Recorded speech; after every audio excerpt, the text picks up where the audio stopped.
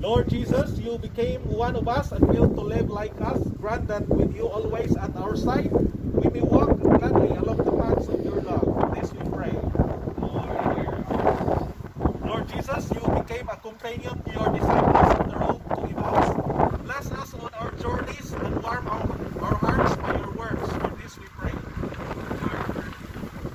Lord Jesus, when you ascended into heaven, you showed us the way.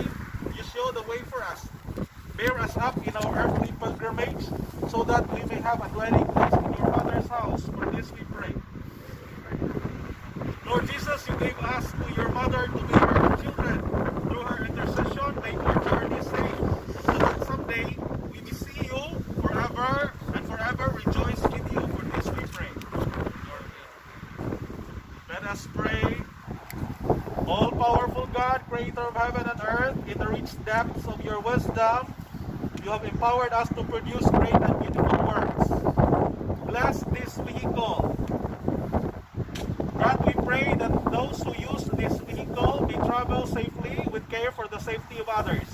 Whether they travel for business or pleasure, let them always find Christ to be the companion of their journey. We pray forever and ever.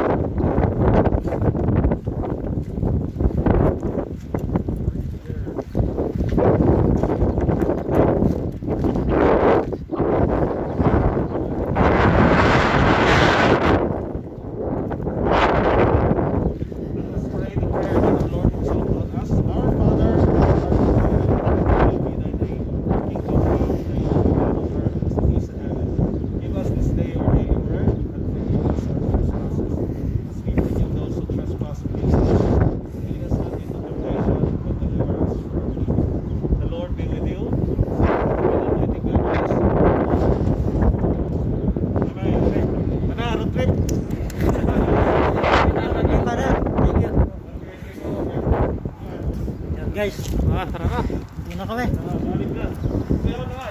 Hoy! Lan!